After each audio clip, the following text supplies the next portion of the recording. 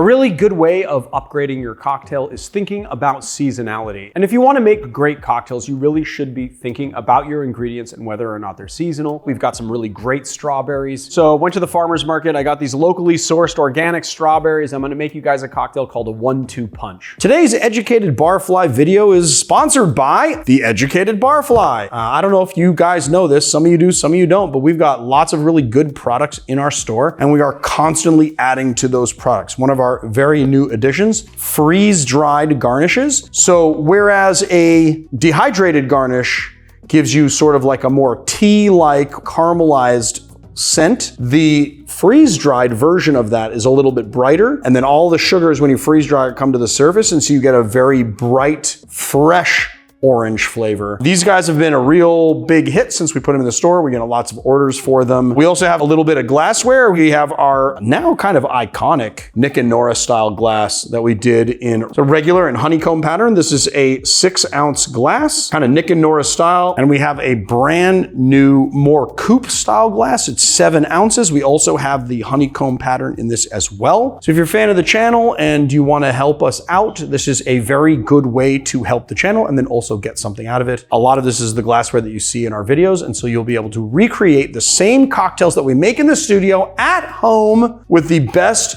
possible recipes, the best possible instructions, and now the best possible glassware and garnishes. So first thing we're gonna do is we're gonna take some of our strawberry quarters, about 4 or 5, and stick them in the bottom of the tin. This is gonna be a really easy sour-based cocktail. Juice ourselves a lime. Ooh, that is such an aromatic lime. 3/4 of an ounce of lime juice, 3/4 of an ounce of simple syrup, 1/2 ounce of Aperol. So we're gonna introduce some bitter flavors, not to mention the fact that Aperol goes really well with strawberries. 2 ounces Blanco tequila. Give this guy a muddle. Check this out. Oh, my ghost ice. Been playing with the ghost ice. And look at this, I get like perfect spheres, 24 perfect spheres in their professional mold. Look at that. We're gonna use that. I wanna break the glass because this glass is from Japan. All right, let's give ourselves a little ice here. I'm gonna put my spheres away so I don't ruin them. To shake. Now, we muddled strawberry, so this is going to need a double strain. Oh, look at that cocktail.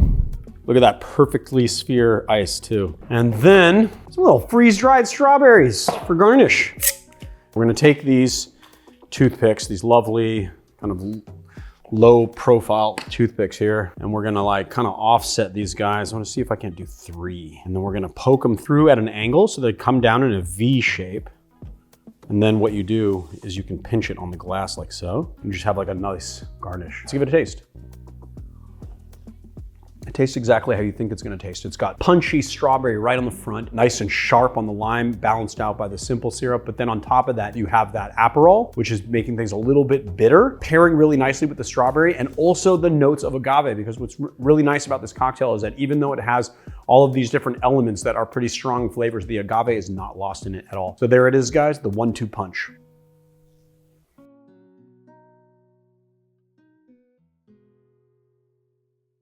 Today we're doing a simple cocktail I'm calling the Copa De Oro, or cup of gold. That's what it translates to from Spanish anyway. Lately I've been doing a little bit of bartending around town. I've been doing a few events. And the last event that I did was at a bar in downtown LA called The Wolves, which is pretty awesome. I think I'm gonna be doing some more events soon. Hopefully I'll be doing another one at The Wolves. It was a lot of fun being behind the bar over there, and this cocktail was awesome. I wanted to make this cocktail for you guys for a bunch of reasons. One of the reasons is honey is better with tequila than agave is, because the savory, botanically elements that you get in honey just goes a lot better, in my opinion, with the roasted agave flavors of the agave in the tequila. And then I thought, you know what? Why don't we put a little hot sauce in it? Because that is awesome. So we're taking some Cholula here. We're gonna do a few dashes, maybe 3. Doesn't really have a dasher on it, so you gotta just kind of galoop a little bit. Galoop, 1 galoop, I guess, which is the equivalent of 3 to 4 dashes. I'm not a big fan of agave just in general. It's just like the way Yeah, it's I'm not sweet. really a big fan of it either. It's just, people like to put it in margaritas because they like the story of doing, like of working agave back in with an agave spirit, you know what I mean? And it's sort of like from Mexico, and it makes a good story, but it doesn't necessarily make the greatest cocktail. And agave, for being a quote unquote like natural thing, is pretty, it's not like honey. It doesn't have the same complexity as honey. It's pretty, I don't know. I mean, it's mid. It's kind of mid when it comes to sweeteners, you know? It has sort of a savory element to it, but it's just not as complex. And I just think honey goes a lot better. So we're gonna take some lemon here. And because we're using 3-to-1 honey syrup, 3-to-1 honey syrup comes out to about 63 bricks, or 63% sweetness. We're gonna do 1 ounce of lemon, okay? And then we're gonna go in with 3/4 of an ounce of the honey so that we can balance this properly. And then we're gonna do 2 ounces of Blanco tequila. I'm using Lagrimas because it is amazingly good. I served this on the rocks. I guess you could serve it up, especially with the hot sauce in there. I think it does definitely benefit from the extra added dilution. And I'm excited because today, not only am I using my favorite Japanese glassware, but also I made all of these ice balls. Will this ice ball fit in here? Yes, it will. And it will fit so nicely in this glass here. The ice balls from the Ghost Ice is like pretty good. Pretty good. Let's do this. I mean, there's no story behind this cocktail other than that, like I named it after a now defunct LA bar, and we're kind of playing off the idea of hot honey with some agave.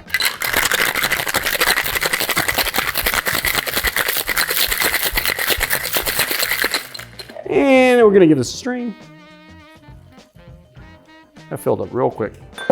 Look at that, dude. The ice fit so well into the glass that it blocked the cocktail from entering the rest of the glass. And now look. It's bubbling. Now it's like bubbling, yeah. Well, that's why it filled up so fast. Because it was blocking half of the cocktail. You know, now it's fully incorporated. Where we go. Pretty funny. Boom!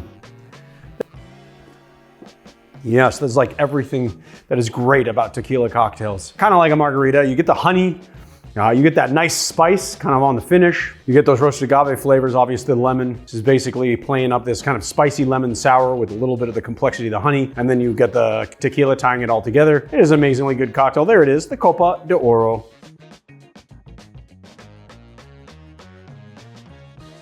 The Toreador. This is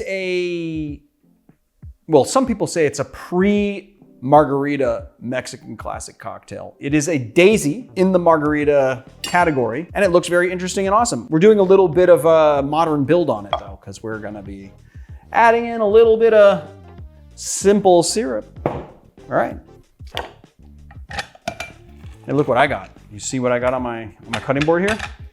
On the cutting board? So it's a knife and a lime? Yeah, it's a freeze-dried lime, bro. It's such a good garnish. Love it. This is the best garnish ever. What's so great about it is that the freeze-drying process really preserves that like punchy lime smell. So it's like fresh lime. It's like such a difference from like dehydrated. And it is my favorite thing. And it has so many uses. You can like infuse this into stuff and make it lime flavored without much or any actually citric acid. And then on top of that, you can grind it up and put it in salt and make like a lime salt. It's completely edible. Like there's so many awesome things you can do with it. Where do you buy it? Oh, you buy it at theeducatedbarfly.com. Okay, I wasn't meaning to do a whole advertisement, but I guess that's what this turned into. All right, so we're doing 3/4 of an ounce of lime juice. We're gonna do 3/4 of an ounce of apricot liqueur of your choice. Is it apricot or apricot? Oh, potato. All right.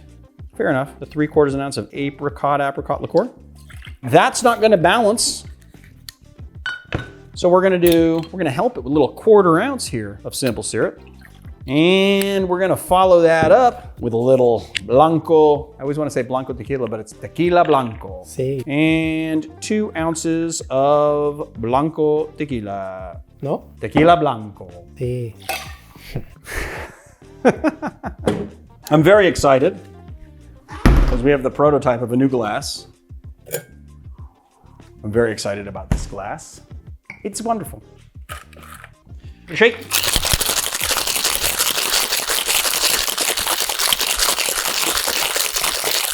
so many ice shards in here. I got to do like a short shake. Ooh, it almost like it has a loosh to it. All right, I'm gonna garnish it like this, I think. Oh, not like that. Well, not quite like that either. Let's see if I can balance it. Voila! But let's drink it first. Give it a soul sippy poo. Spilled a little. I mean, very much like a margarita, but that apricot liqueur, apricot, the apricot liqueur gives it like a fullness, and it almost kind of has a little bit of a, kind of like a nutty vibe. Like, does apricot liqueur use apricot kernels? But that's kind of what it tastes like. It's nicely balanced. It has the sugar from the apricot liqueur, and then it has a little 1/4 ounce of simple syrup to really, you know, kind of make sure that we balance out that citrus. It's very nice and citrusy forward. You get the tequila notes, so those agave notes you get with the tequila. It is very much like a margarita, but it has like an extra fullness in the palate and sort of a nutty vibe to it, which is really pleasant. So there it is, guys, the Toreador.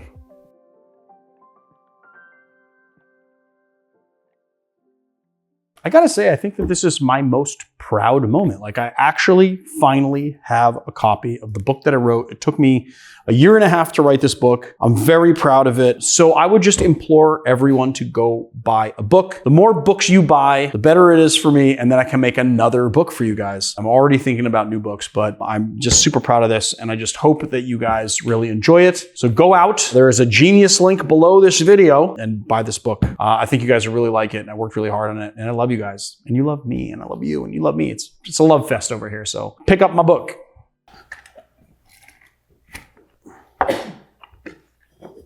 Oh, it doesn't have a small guy on the interior of it. Because you have it over there already. Oh, duh. I mean, I don't know what I'm thinking. All right.